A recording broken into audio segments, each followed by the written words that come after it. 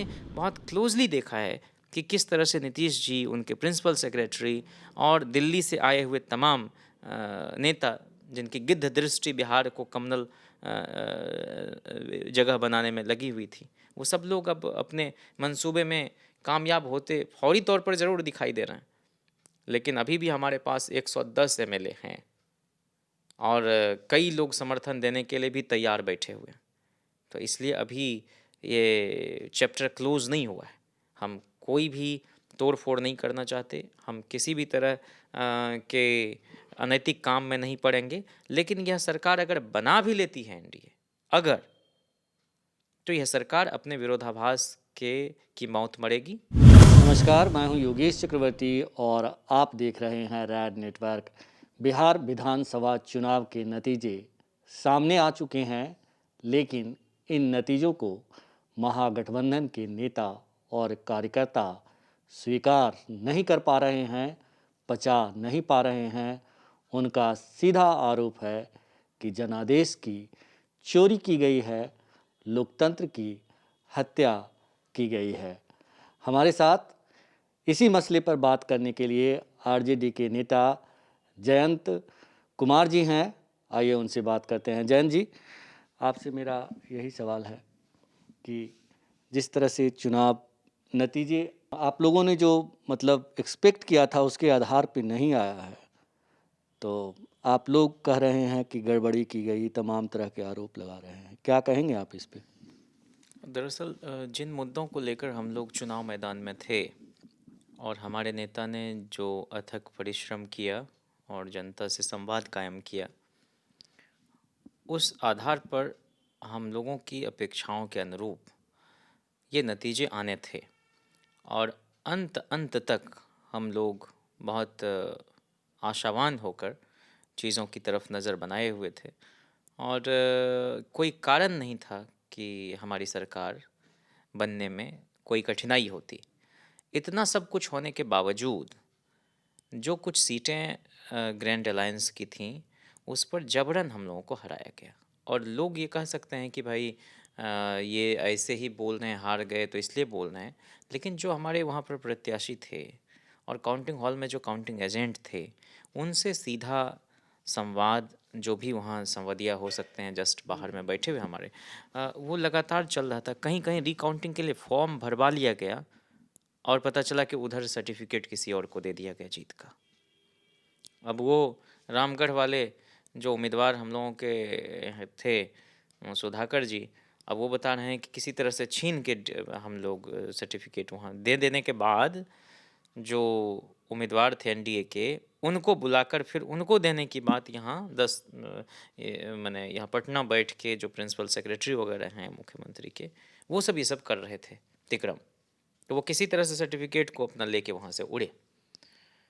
तो कुल मिला के कहना ये है कि हम मेहनत भी करें, मशक्क़त भी करें, जनता हमको समर्थन भी दे और उसके बाद वोटों की गिनती में इस तरह से हेरा फेरी हो जाए, ये तो अस्वीकार्य है किसी भी जनतंत्र में। और आप देखेंगे कि हमारे हिलसा के जो उम्मीदवार शक्ति जी हैं, उनको 12 वोट से हरा दिया गया। पहले कहा गया कि भाई आपको अब सर्टिफिकेट देंगे, अब बैठाया गया, बैठा के रखा गया। फिर पोस्टल बैलेट वगैरह सब जो होते हैं, या वो बैलेट इस बार जो बुज़ुर्ग लोगों के लिए, तो उसमें कई बार जो है किसी को डबल स्टाम्पिंग करके, किसी को कुछ करके, ये सब इस तरह का खेल किया है इन लोगों ने। आपको दूसरे जगह परिहार से ऋतु जायसवाल, अब ये 15-17 वोट का फासला नज़र आ रहा था। अब इलेक्शन कमीशन की साइट पर देखेंगे तो 1569 वोट से इनको भी हराया गया, क्योंकि इस बार बैलेट की संख्या तो ठीक ठाक थी और वहीं पर मैनिपुलेशन हो सकता था। जिसको शुरू में ही गिन लिया गया, अब बाद में या गिन लिया जाना चाहिए था, उसको होल्ड पर रखना और टेलीविज़न चैनल पर ये दिखाना शुरू से कि एनडीए बढ़त, एनडीए बढ़त, एनडीए बढ़त। और फिर जब हम लोग बढ़त भी होते थे तो बहुत आसपास क्लोज दिखाना, ताकि लोगों को ये लगे ही नहीं कि यहाँ पर कोई धांधली हुई है। मतलब 1:30 बजे मोरवा के प्रत्याशी समस्तीपुर में जो है रणविजय साहू जी, 1:30 बजे रात में उनको दिया गया। तो ये सब सिम्टम क्या दिखाता है? बड़बीघा से कांग्रेस के प्रत्याशी जो गजानंद शाही जी हैं, अब उनको 113 वोट से घेर के हराया गया है। और सुदर्शन को वहाँ पर जिता दिया गया है। भोरे से हमारे सीपीआई एमएल के उम्मीदवार थे जितेंद्र पासवान जी, उनको 462 वोट से हराया गया। बछवाड़ा से अवधेश कुमार जी सीपीआई के उम्मीदवार हम लोगों के महागठबंधन से, वो 484 वोट से हारे। आपको चकाई से सावित्री देवी 581 वोट से हराई गई हैं। परबत्ता से दिगंबर तिवारी, जो हमारा गृह जिला है खगड़िया, अब ये तो हम दिगंबर जी के साथ भी संपर्क में थे, यहाँ से 10 सर्कुलर रोड से भी लगातार जो तेजस्वी जी का अपना एक कोर टीम है, या जो उसको कम्युनिकेशन जो देखते हैं, वो संजय जी हैं, मनोज जी ने भी लगातार ये कोशिश की कि वहाँ पर रिकाउंटिंग हो जाए। और दिगंबर जी जो हैं, अंदर किसी तरह से खबर भिजवाया जाता है, वो उनको 951 वोट से हराया गया। क्योंकि रिकाउंटिंग की स्थिति में हम लोग इस उम्मीद में थे कि यहाँ पर न्याय होगा, लेकिन कई जगह रिकाउंटिंग भी नहीं होने दिया गया। कई ऐसी सीटें हैं। मुंगेर से अविनाश विद्यार्थी जो थे, इन सब के प्रचार प्रसार में भी मैं गया, परबत्ता हो, मुंगेर हो, आपको मुंगेर में 1244 वोट से हराया गया। जबकि मुंगेर सदर का जो इलाका है, ब्लॉक जहाँ मेरा पैतृक गांव भी है पिताजी का, वो गंगा में कट गई, टीकारामपुर वगैरह, पूरा दियारा क्षेत्र उलट के इनको वोट किया था और उसके बाद इनको हराया गया है। सकड़ा से आपको कांग्रेस के प्रत्याशी जो उमेश राम जी थे, पहले हमारे ही यहाँ पर आरजेडी के ही सिटिंग एमएलए थे, ये सीट गठबंधन में चली गई। ये मात्र 1537 वोट से के फासले से ये पीछे रहे क्या, इनको हराया गया। आपको झाझा से राजेंद्र प्रसाद जी 1679 वोट से, और महिषी जहाँ पर हम 2-3 दिन सहरसा में हमारा रुकना हुआ, कोसी के इलाके में, मधेपुरा, महिषी, अब ये देखिए कि गौतम कृष्ण जो पिछली दफ़े सरकार की माने बदतमीजी कह लीजिए या सरकार की मनमानी के खिलाफ जब उनको काम वहाँ नहीं करने दिया जाता, तो उन्होंने रिज़ाइन किया। वीडियो थे वहाँ पर, इनकी वाइफ भी वीडियो, और उसी इलाके से ये खड़े हुए, और पिछली दफ़े हम लोगों की लहर थी, उसमें भी इनको वोट ठीक ठाक आया, 15-20 हज़ार के बीच में। और इस बार हम लोगों के प्रत्याशी थे, इस 1630 वोट से इनको घेर के हराया गया है वहाँ से। तो ये तो जो मैंने आपको 1 2 3 4 5 6 7 8 9 10 11 सीट के बारे में आपको बताया कि हिलसा, परिहार, बरबीघा, भोरे, बछवाड़ा, चकाई, परबत्ता, मुंगेर, सकड़ा, झाझा और महिषी, ये आपको 2000 के अंदर यहाँ पर हार जीत हुई है। अब एक जगह तो 12 वोट से, 113 वोट से, 462, 484।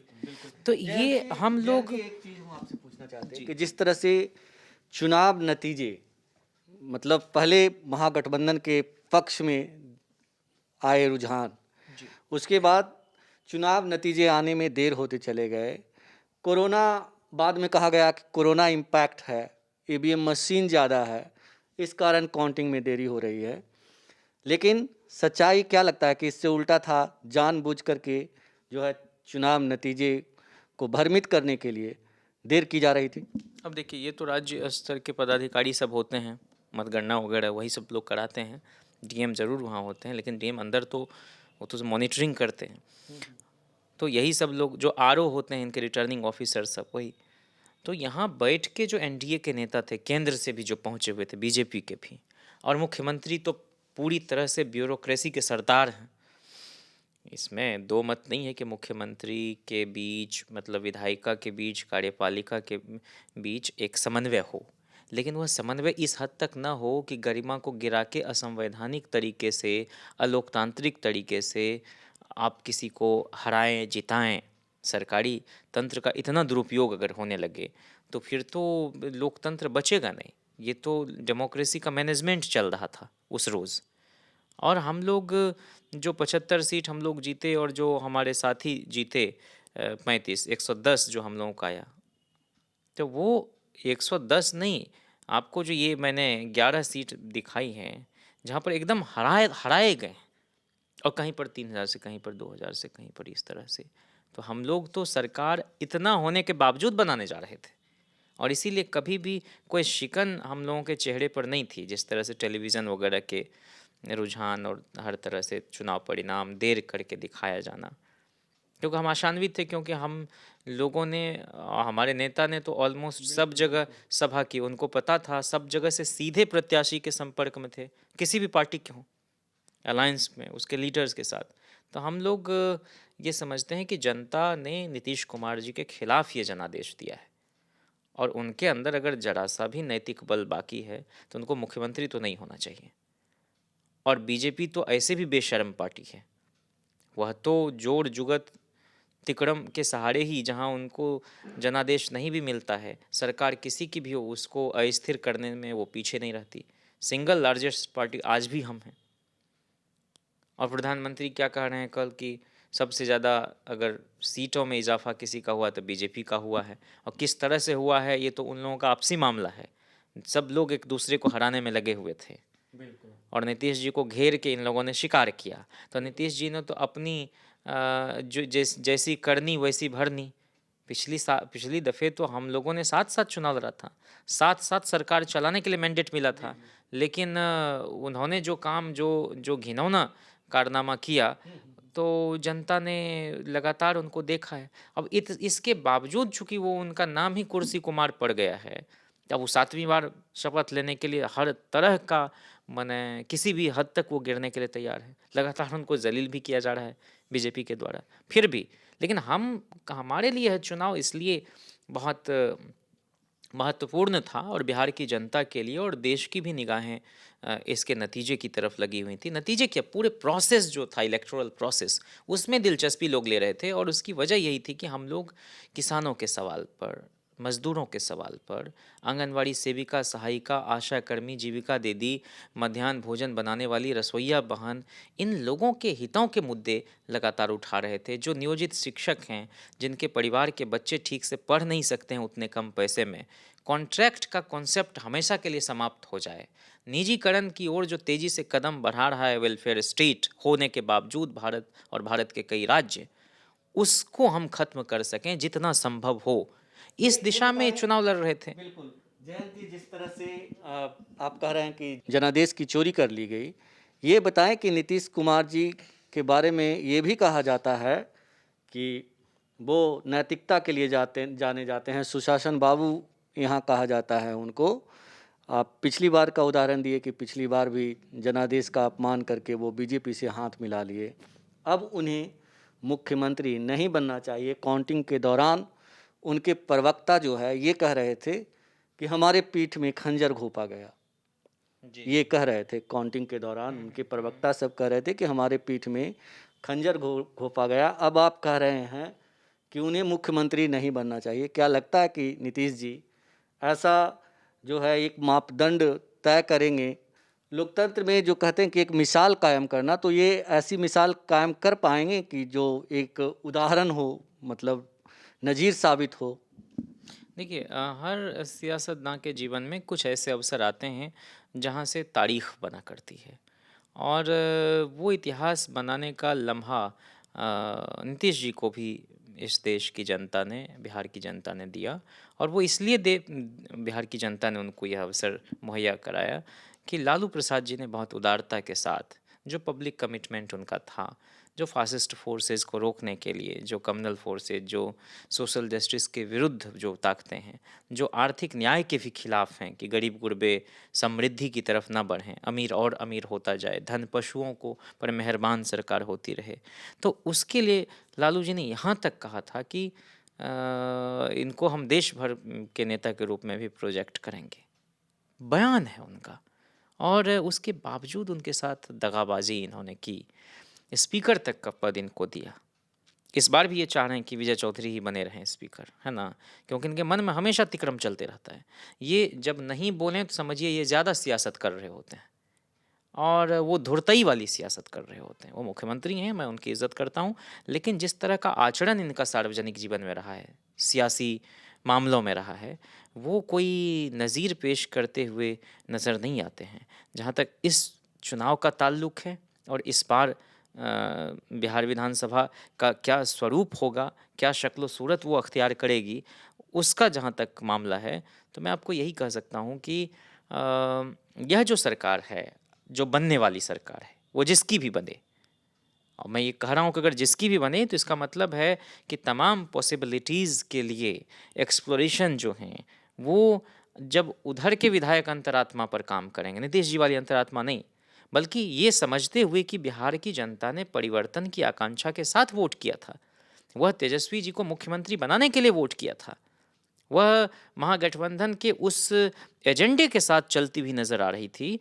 जिसमें कि समान काम के लिए समान वेतन होगा, किसानों का कर्ज माफ़ होगा, हर कमिश्नरी में एक सुपर स्पेशलिटी हॉस्पिटल एम्स की सुविधाओं वाला बनेगा, हर कमिश्नरी में एक स्टेडियम राष्ट्रीय स्तर का बनेगा, स्पोर्ट्स यूनिवर्सिटी बनेगी। लालू राबड़ी जी ने 7 यूनिवर्सिटी खोली, तो उन्हीं के पद चिन्हों पर चलते हुए तेजस्वी जी भी मिथिलांचल में जननायक कर्पूरी ठाकुर जी के नाम पर एक विश्वविद्यालय कायम करेंगे। राष्ट्रकवि दिनकर के नाम पर बेगूसराय में एक यूनिवर्सिटी खोलने का काम होगा।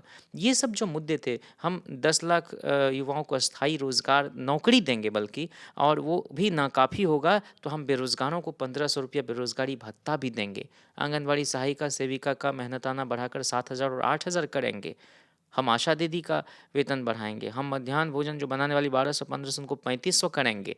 ये सब जो छोटे छोटे हमारे जो बहुत ज़रूरी रोज़मर्रा की ज़िंदगी को प्रभावित करने वाले जो आर्थिक मामले हैं, हम उनके कल्याण के लिए काम करने जा रहे थे। और बिहार सरकार का जो बजट है, उसका 60% ही खर्च हो पाता है। 40% पैसा जो है वो सरेंडर कर जाता है। तो ये 2 लाख कुछ करोड़ कुछ 1761 करोड़ के आसपास जो बजट है, उसमें यूँ समझिए कि हम लोग यह बार बार कहते रहे कि 80,000 करोड़ रुपया जो है, उसका हम जनहित के जनहित के मामलों में हम उसका सदुपयोग करेंगे। और वो इस रूप में कि देखिए कुल है 2,11,761 करोड़ रुपये।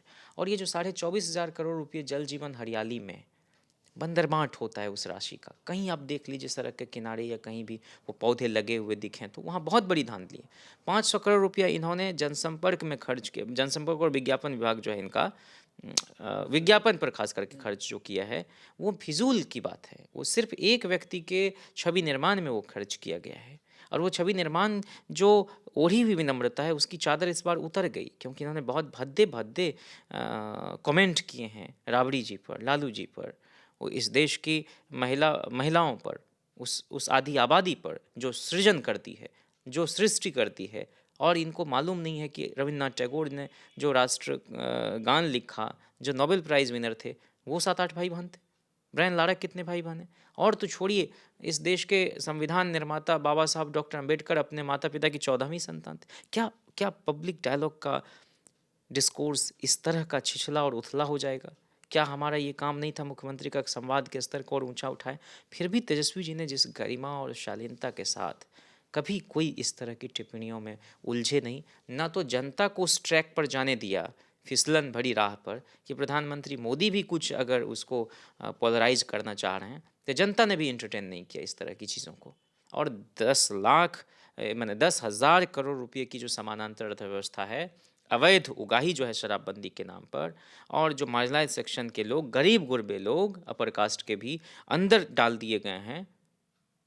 ये किसका काम था लॉ एंड ऑर्डर को ठीक करने का, या कहीं पर शराब ना बिके? एक तो आपने जबरन उसको लागू किया, ये जन जागृति का काम है। कभी भी ज़बरदस्ती इस तरह का काम नहीं कराया जाता है। तो वो उसको हम लोग चाह रहे थे कि ये रुके, ये धंधे रुकें, और रेवेन्यू जनरेशन के लिए जो वैकल्पिक मॉडल हो सकता है उसकी ओर हम निगाह दौड़ाएं। हर चौक चौराहे पर ठेका इन्होंने खुलवाया। एक घर में 3 मर्डर करवा दिया जाता है। और इनको मंजू वर्मा को किन्होंने टिकट दिया? ये और बात है कि वो खारिज हो गई है ना, हार गई है ना मंजू वर्मा जी। तो वो मुजफ्फरपुर में जो शेल्टर होम में इतना जघन्य अपराध हुआ है और जिसमें संलिप्तता है उनकी, और जिनको मंत्री परिषद से ड्रॉप किया गया खुद इनके द्वारा, उनको आप कैसे फिर टिकट दे रहे हैं? और नैतिकता की बात कर रहे हैं, आप जंगल राज की बात कर रहे हैं, आप जो है लालू राबड़ी जी को कोस रहे हैं। बहुत बड़े बड़े काम तो लालू राबड़ी शासनकाल में हुए ना। ये जो है। जयंत जी, ये बताइए कि जिस तरह से अभी हाल ही में एक इंटरनेशनल संस्था ने कहा है, उसका एक सर्वे है कि भारत में जो है, इंडिया में लोकतंत्र कमज़ोर पड़ रहा है। क्या बिहार के चुनाव नतीजे एक और उदाहरण जुड़ गया उसमें, लोकतंत्र कमज़ोर होने की कड़ी में? ये एकदम बहुत बुनियादी सवाल आप उठा रहे हैं, क्योंकि ये चुनाव तो आते जाते रहते हैं। चुनाव परिणाम को प्रभावित कराने का भी क्रूर और घिनौना खेल होता रहा है इस देश में। सत्ताधारी शक्तियां जो हैं कई दफ़े डेमोक्रेसी वगैरह को केंद्र में नहीं रखती रही हैं, और अपनी सत्ता को बरकरार रखने के लिए कई इस तरह के घिनौने काम पहले की भी हुकूमत करती रही है और उदाहरण है इस देश में। राजनारायण जी ने मुकदमा किया, हर तरह से निर्वाचन रद्द हुआ, लेकिन उस वक़्त एक तो गरिमा थी, जिन पर भी आरोप लगते थे वो इस्तीफ़ा देते थे, नहीं होता था तो अदालत थी उसके लिए। आज तो तमाम संवैधानिक संस्थाएँ और शक्तियाँ जो हैं बहुत दुर्बल नज़र आ रही हैं। और एक उदाहरण जिस पर मुझे लगता था कि क्या वाक़ई ऐसा होता था, 1962 का लोकसभा चुनाव जो था, सहरसा लोकसभा क्षेत्र था। वहाँ से सोशलिस्ट पार्टी की तरफ से उम्मीदवार थे बीएन मंडल, भूपेंद्र नारायण मंडल, जिनके नाम पर लालू जी ने वहाँ पर विश्वविद्यालय भी कायम किया। वो जीत गए और ललित नारायण मिश्र जी भी बड़े नेता थे कांग्रेस के, वही प्रतिद्वंद्वी उम्मीदवार थे। वो अदालत चले गए। अदालत चले गए तो निर्वाचन रद्द हो गया 64 में, 2 साल की अदालती प्रक्रिया से गुजरे। वहाँ उपचुनाव हुआ, फिर से बीएन मंडल जी चुनाव लड़े और इस बार ललित नारायण मिश्रा मैदान में नहीं थे, बल्कि लहटन चौधरी जी थे। अब ये सब लोग लहटन चौधरी वगैरह ये सब जगन्नाथ मिश्रा जी के कैबिनेट में होते थे बाद में।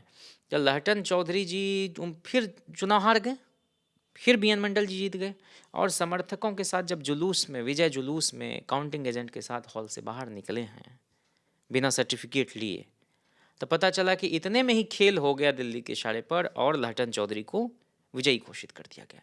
उस चुनाव में राजनारायण जी ने कैंप किया मधेपुरा में जाके, सहरसा के इलाके में, और जब उनको पता चला कि इस तरह शरारत हो गई तो वो कलेक्टर के यहाँ गए और उनको, मैंने राजनारायण जी तो अपने तेवर और कलेवर के लिए जाने जाते थे, मन तो ऐसा होता है कि तुमको घसीट के यहाँ से मधेपुरा की जनता के बीच में खड़ा कर दें। अरे बेशर्म, तुम जवाब दे पाओगे उसको? कैसे तुम इस तरह का शरारत किए? लेकिन अब सर्टिफिकेट दे दिया तो दे दिया।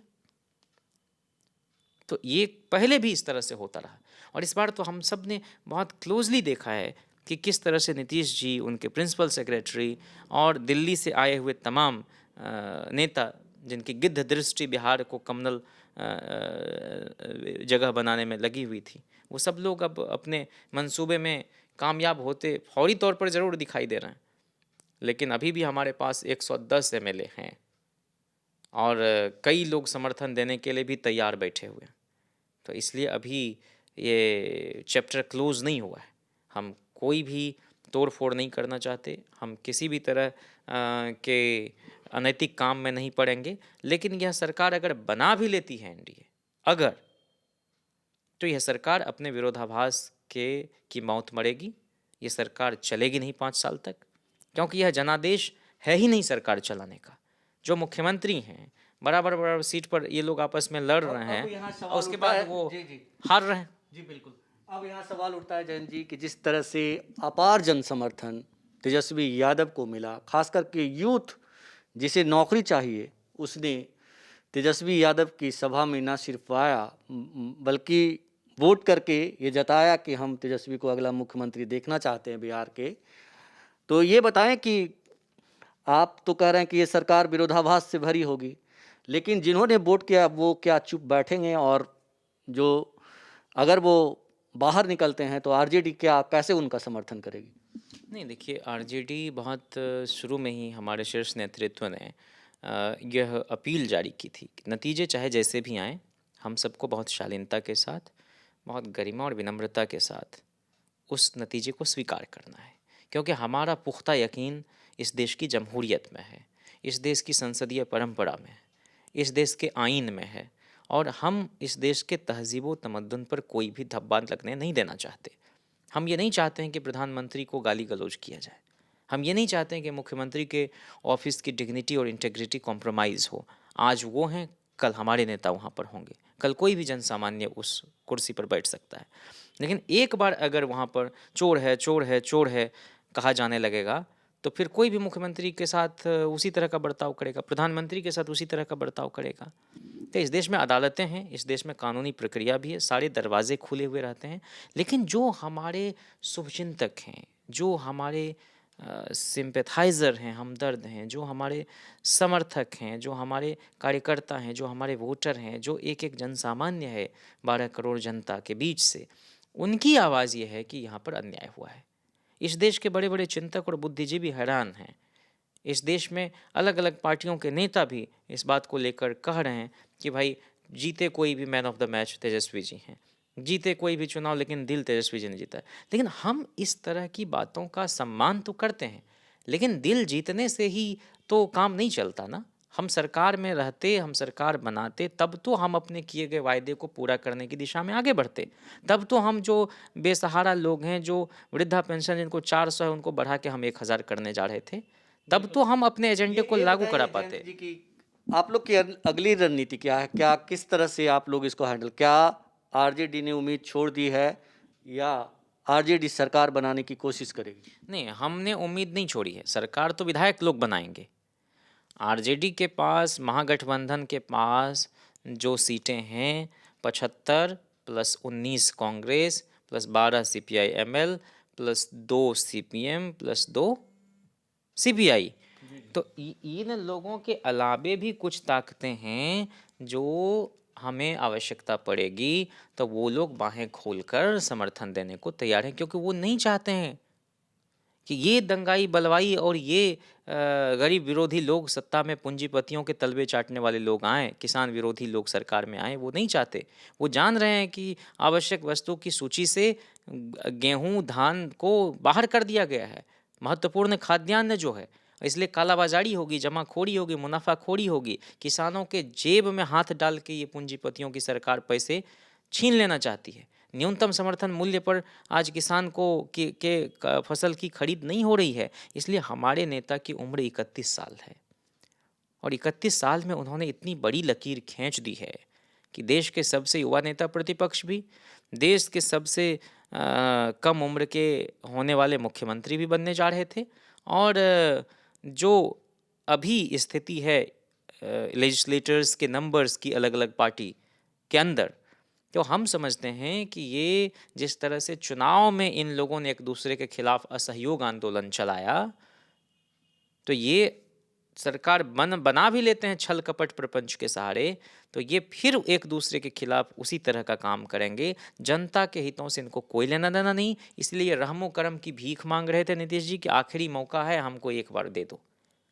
और बीजेपी के लोग क्या कह रहे हैं, ना ना चाहे जो कुछ भी हो जाएगा, अब बनाएंगे तो नीतीश जी को ही। तो ये जो एक तरस खाकर नीतीश जी की तरफ जो रहम करने का एक मैसेज दे रहे हैं बीजेपी के लोग, एक तरफ कहते हैं अमित शाह की वही हमारे नेता रहेंगे बिहार में, दूसरी तरफ से एक लॉबी ऐसी है बीजेपी के अंदर जो कह रही है हम नहीं बर्दाश्त करेंगे इनको। लेकिन हमारे नेता का तो कोई इस तरह का बयान नहीं। भाई आपके घर में अगर आग लगी हुई है, तमाम चीज़ों के बीच ठगी तो बिहार की जनता गई है, तो बिहार की जनता अगर ठगी गई है तो इस ठग से उन्हें छुटकारा दिलाने के लिए, मुक्ति दिलाने के लिए आपकी जिम्मेदारी बनती है प्राइमरी कि आप कोशिश करें, पहल करें। तो आप लोग क्या करेंगे इसके लिए? नहीं, हम लोग बिहार की जनता के साथ हैं, बिहार की जनता के बूते ही हम लोग यहाँ हैं। हमारा मत प्रतिशत अगर 23 दशमलव कुछ है और अगर हम सबसे बड़ी पार्टी इस बार भी हैं, तमाम तरह से घेरे जाने के बावजूद अगर तेजस्वी जी अभिमन्यु की तरह चक्रव्यूह को तोड़ते हुए अंतिम अंतिम तक कोशिश करते रहे कि भाई हम इससे पार पा जाएं तिकड़मियों से, और आज भी उनका कोई बयान आप देख लीजिए किसी के पर टीका टिप्पणी, वो तो अपने काम में अब बहुत खामोशी के साथ जनता से मिल रहे फीडबैक को और अलग अलग तरह के लोगों से मिल रहे मशवरे को चुपचाप सुन रहे हैं।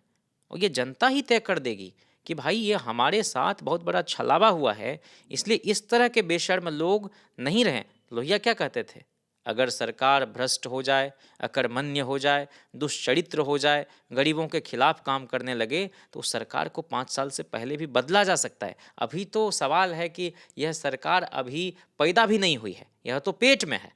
ये तो जनादेश जो आया है वह सीधा सीधा इस सरकार को गद्दी छोड़ देने का जनादेश है। लेकिन अगर ये लोग इस तरह का खेल, इलेक्शन कमीशन के साथ मैनिपुलेशन, इलेक्शन कमीशन के लोगों को अनैतिक काम में डलवाना, माने जीत हारने के बाद आदमी स्पष्टीकरण देता है, इनके प्रवक्ता सब जीतने के बाद क्लेरिफिकेशन दे रहे हैं कि कैसे जीते, नहीं भाई ऐसा नहीं, नहीं भाई वैसे नहीं। तो तेजस्वी जी मैं ये समझता हूँ कि उन्होंने अगर 5000 किलोमीटर सड़कों का निर्माण करवाया है 18-20 महीने के अंदर, और जितने तरह के एस्टीमेट घोटाले होते थे, जितने तरह के टैक्स आपको वेरिएशंस के फाइल होते थे, टैक्स वेरिएशन के वगैरह, कॉस्ट वेरिएशन के माफ़ करेंगे, उन सब में, या जो टेंडर वगैरह की फ़ाइल होती थी, उस सबको पीडब्ल्यूडी मिनिस्टर के चारों तरफ चक्कर काटने की जो अनिवार्यता थी उसको उन्होंने समाप्त कराया और एक ट्रांसपेरेंसी लाया। तो मैं समझता हूँ कि अगर वो इस बार जनता के आशीर्वाद से मुख्यमंत्री बनते तो निश्चित रूप से नए बिहार के निर्माण की ओर वो तेज़ी से कदम बढ़ाते। और अभी भी हम लोग नाउम्मीद नहीं हैं। मैं तो सिर्फ ये कह रहा हूँ कि वो सुबह कभी तो आएगी, वो सुबह कभी तो आएगी। बिहार अभी बंद नहीं हुआ है, बिहार अभी पूरी तरह से खुला हुआ है, दर खुले हैं और वहाँ पर दस्तक जो है जनता देने जा रही है। और इसीलिए बिहार विधानसभा के अंदर इस बार अद्भुत नज़ारा होगा और जनता की आवाज़ गूंजेगी। जो भी जनप्रतिनिधि चुनकर आए हैं, आज राबड़ी जी के आवास पर तेजस्वी जी ने एक बैठक बुलाई है, और ताकि एक साझा परिवार के रूप में, एक इकाई के रूप में जो हम लोगों ने पूरे कैंपेन के दौरान एक एकताबद्ध तरीके से इस चुनाव को लड़ा है और संदेश दिया है जनता को, देश को, दुनिया को, कि नहीं, बिना अडानी अंबानी के चौखट पर भारतनाट्यम और भांगड़ा किए हुए भी संसाधन विहीनता के बावजूद चुनाव लड़ा जा सकता है।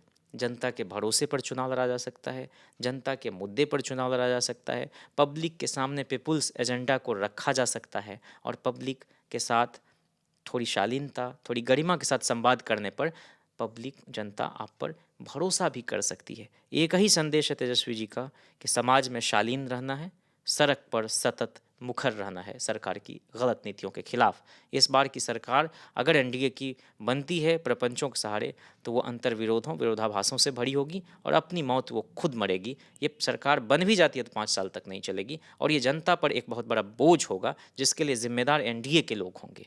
हम लोग यही जानते हैं कि विधायक लोग अगर ये तय करते हैं अंतरात्मा की आवाज़ पर कि नहीं, बिहार की जनता ने तेजस्वी जी को मुख्यमंत्री बनाने के लिए वोट किया है, महागठबंधन की सरकार बनाने के लिए वोट किया है, ये अगर वो लोग चुनते हैं कि 85% डॉक्टर के पद रिमोट एरियाज़ में, गांव देहात में खाली हैं, 65% से ज़्यादा पद मेडिकल स्टाफ के खाली हैं और उसको फ़ौरन भरा जाना चाहिए, शिक्षक छात्र अनुपात को ठीक किया जाना चाहिए, जो ग्रेजुएशन में पढ़ रहे लड़के लड़कियां हैं उनका सत्र 3 साल का ग्रेजुएशन का 5 साल में, 4 साल में पूरा होता है और अच्छे संस्थान में सिलेक्शन के बावजूद वो समय पर एडमिशन नहीं ले पाते हैं। अगर उस स्थिति को बदलना है, एक वाइस चांसलर एक ही यूनिवर्सिटी को देखें और एफिशिएंसी के साथ चलाएं, अगर इसके लिए जनादेश मिला है तो वो सारे विधायक निश्चित रूप से अपने इनर वॉइस पर भी, कॉन्साइंस के आधार पर भी इस बार सरकार बनाएंगे। और हम पूरी तरह से आश्वस्त हैं कि बिहार फिर से पीछे उसी तरह के अपराध के गर्त में नहीं धकेलेगा खुद को और बिहार आगे बढ़ेगा। और बिहार के आगे बढ़ने का मतलब है कि संस्थान निर्माण के सहारे, इंस्टीट्यूशन बिल्डिंग के सहारे, नेशन बिल्डिंग के काम में भी तेजस्वी जी की अगुवाई में हम लोग लगेंगे। रेड नेटवर्क से बात करने के लिए आपका बहुत शुक्रिया। जी शुक्रिया। तो ये थे जयंत कुमार, जिनका साफ कहना था कि बिहार विधानसभा का जो नज़ारा होगा इस बार अद्भुत होगा और जो सरकार अगर बनती है एनडीए की, तो उसे न सिर्फ सदन के अंदर जवाब देना होगा बल्कि बाहर जनता को भी उसे जवाब देना होगा। योगेश चक्रवर्ती, रेड नेटवर्क, पटना।